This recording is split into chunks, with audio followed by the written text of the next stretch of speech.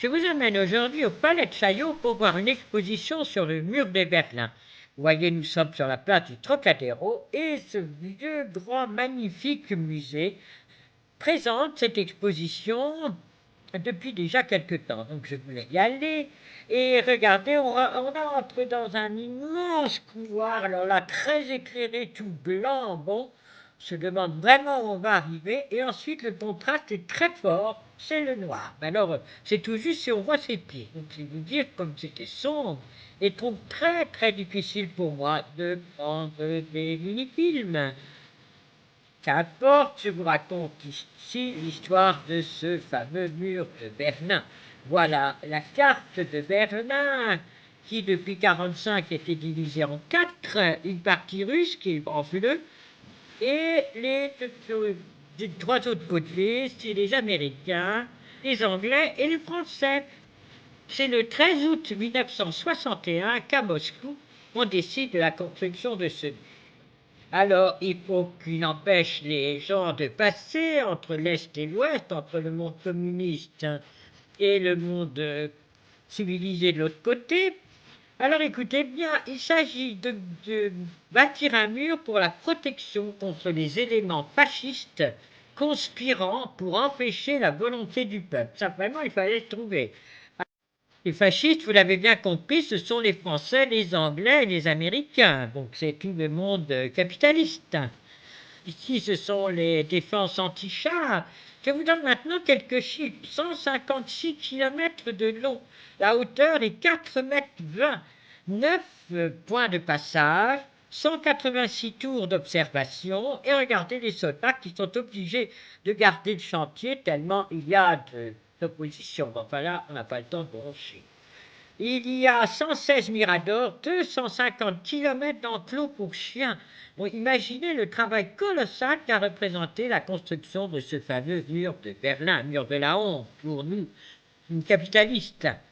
Mur et propagande, ça c'est une des principaux thèmes de cette exposition, avec là toutes les phrases que je viens de vous dire, et surtout regardez ce mur avec des photos qui vous montrent disons voilà tous les enclos anti-chiens, anti-chars, et ça c'est la propagande que l'on chante du côté de l'Union soviétique, avec vive l'Union soviétique, Staline est grand et tout, Staline est bien, nous sommes les meilleurs, etc.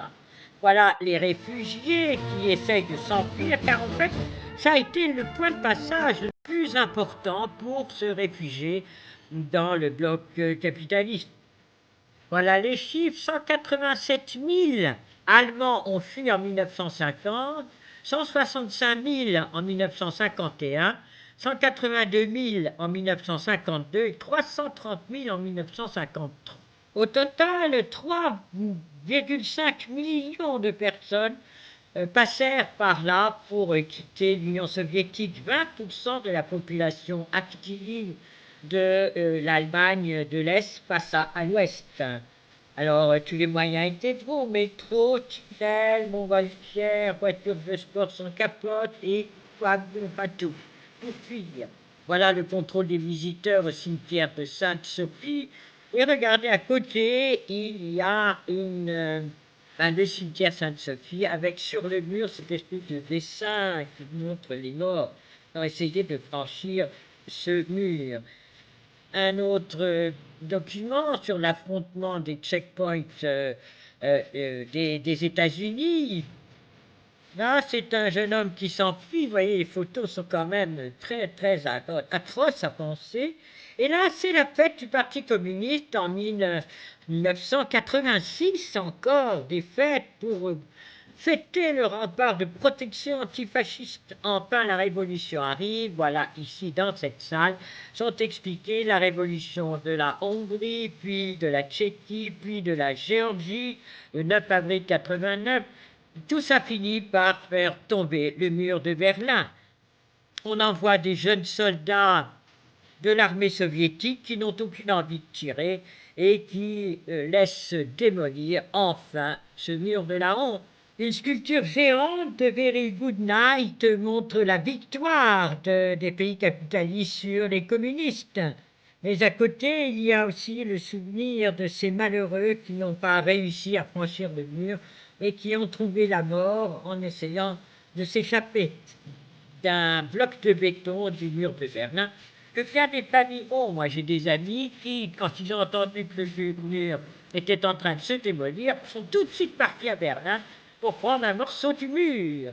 Voilà toute l'histoire de ce mur de la honte qui enfin a été démoli entre août 89 et 94.